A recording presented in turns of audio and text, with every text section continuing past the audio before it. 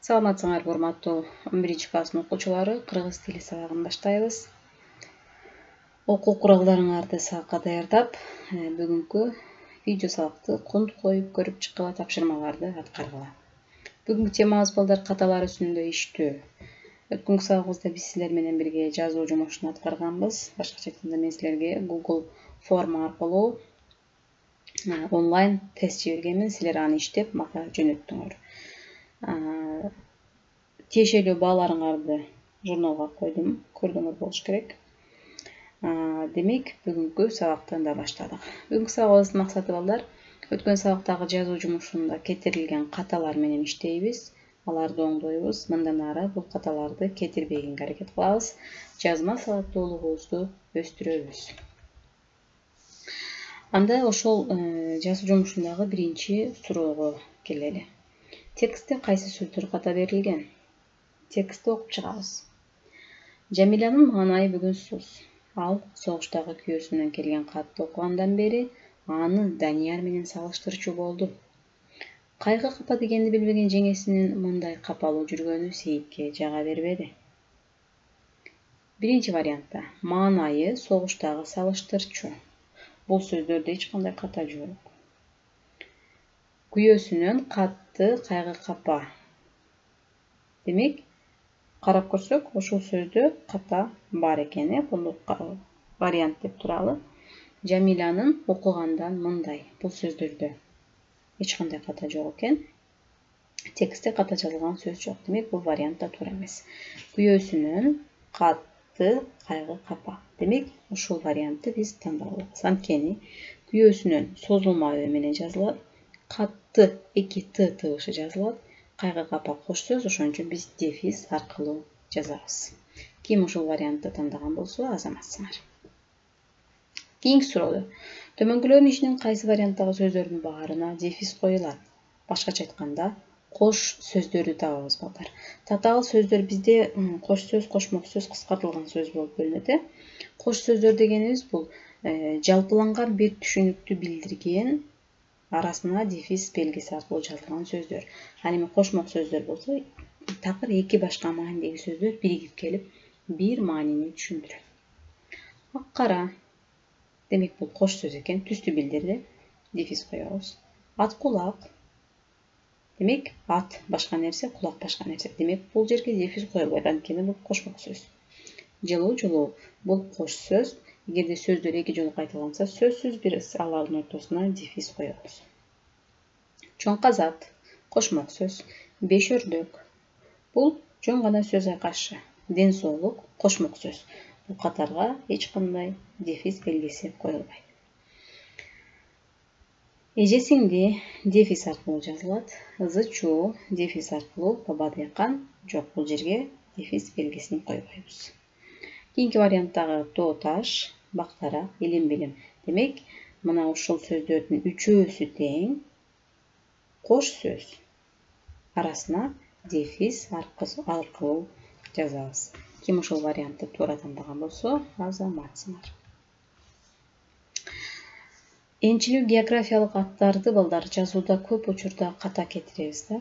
Ошон үчүн биз типтүү эрежелерди эске сактап калышыбыз керекчи. Эсибизде болсун ар дайым балдар. Жалал-Абад шаары. Демек, бул биринчи вариантта Жалал-Абад шаары туура жазылган. Эгерде энчилүү аттардын географиялык энчилүү аттар эки бөлүктөн турган болсо, экөөсү тең маани берсе, анда аларды биз бөлүп, ортосуна дефис коюп жазабыз. Экинчи бөлүгүндө чоң менен жазабыз.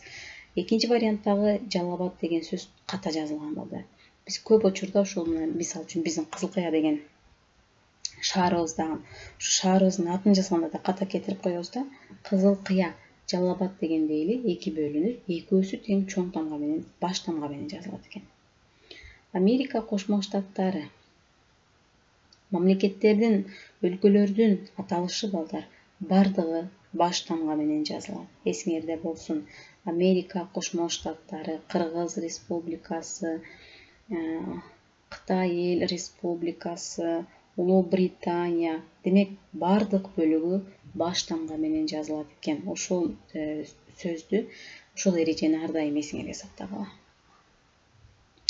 12 бел айылы.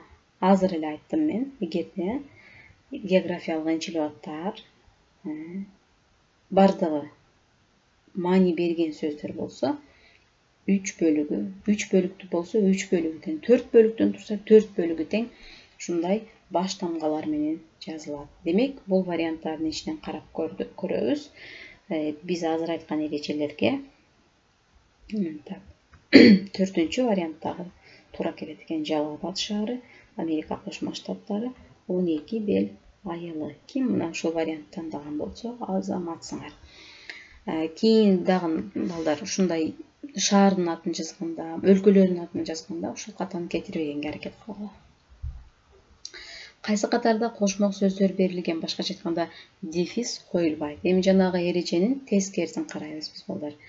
Эки башка маанидеги сөздөр биригип келип, бир маанини туюндуруп калат. Бул кошмок сөздөр болот. Мисалы үчүн темир жол, колкап, өнөр жай деген сөздөр да. Ушул сөздөр эки башка мааниде келет, бирок экөө биригип келгенде жаңы сөз пайда болот да. Ошол эки сөздөн жаралган жаңы сөз.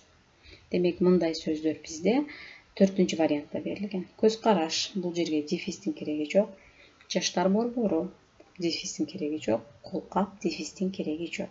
Ызы-чуу, муң-кайгы, сонун. Булар калгандары балдар бардыгы кош сөздөр дефис менен жазылат. Ал эми буларга дефис белгисинин кереги жок. Акыркы тапшырмабыз биздин, мен силерге текстти уланткыла деген тапшырма бергенмин. Текстке 5-6 сүйлөм кошуу керек дегенмин. Бирок көпчүлүгүңөр кыска эле жазып койгонсуңар. Өз шаарымды келечекте кандай элестетемин? Шаарымдын аты дегенде эле ушул ката башталды да. Мына карагыла, мен бирөөңөрдүн жооңорду алып койдум бул жерге. Кызыл Кия. Кыргыз тилинде кызыл Кия эмес, кызыл Кыя болуп жазылат. Мына экинчи тамганда баш тамга менен, анан и эмес ы менен жазабыз балдар. Орус тилинде ооба кызыл Кия болуп жазылат, бирок кыргыз тилинде ы тамгасы менен жазганга аракет кылгыла. Ү тамгаларынан кеткен каталар бар экен. Эми албетте муну телефон аркылуу жазгансыңар.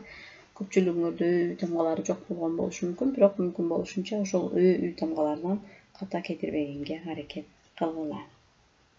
Бул эрежелерди эстеп калгыла. Жазма сабаттуулугубуз биздин эң маанилүү нерселерден болуп саналат балдар. Анда каталар үстүндө иштөөдөн кийин биз силер менен бир көнүгүү иштейли. Жайлоо, жаратылыш деген темада жалаң ж тамгасы менен башталган сөздөр аркылуу аңгеме түзүүгө аракеттенгиле.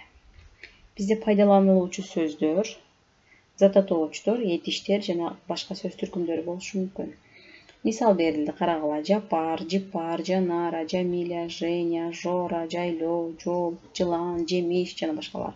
Кыскасы бардыгы ждан башталды. Жөнөдүк, жеттик, жедик, чамынып, жуттук, жалпы, жылуу, жыргал. Ушул сөздөрдү пайдаланып, башка тамга менен башталган сөздөрдү колдонбойбуз. Жалаң ж. Текст курап көргүлөчү. Канчалык тең келди, курай аласыңар. Жайлоодо. Жайында жыпарлар жайлоодо. Жапар, Жанара, Жамиля, Женя, Жора жайлоого жөнөдүк. Жолдо жамгыр жаады. Жамгырдан жарга жашындык. Жамгыр жайлагандан жайлады. Жагымдуу жаандан жыргадык. Жолдон жылан жолукту. Жора жыланды жанчты. Жайлоого жеттик. Жыпардыгынан жуурат. Бул тартылбаган койдун сүтүнөн жасалган айран балдар, жуурат деген. Жуттук. Жемиштерди жедик. Жумшак жаздык, жазданып, жылуу жуурган, жамынып жаттык. Жайкысын жайлоо жыргал. Карагыла, жалаң ж тамгасынан башталган текст болду. Силер дагы өз алдыңарча мына ушундай текст түзөсүңөр. Үйгө тапшырма алгыла. Силер балдар т тамгасынан башталган сөздөрдөн текст курайсыңар. Текстиңерде 10-15 сүйлөмгө чейин болсо болот. Эми 10 сүйлөм болсо деле, эгерде аябай чыгармачылыгыңар өнүгүп кете турган болсо 15 сүйлөмдөн түзсөңөр деле болот. Сөз түркүмдөрүн бөлүп алсаңар, биринчи таап алсаңар жеңил болот. Мисалы, мен мисалга эле 3-4 сөз жазып койдум. Мындан башка дагы тыдан башталган сөздөр аябай көп. Тоо, тала, трактор, талант, түштү, түрттү, токтоду, талыкшып, томсоруп, титирей, тарс турс деген сөздөр бар. Бул текстибизге силер болсо балдар, талаада деген тема коюлган. Демек, талаада ким эмне кылгандыгын, кандай жумуш аткаргандыгын кыскача баяндаган текст жазгыла. Сабагыбыз соңуна чыкты балдар. Тапшырмаларды аткарып өз мугалимдериңерге жибергиле. Саламатта тургула.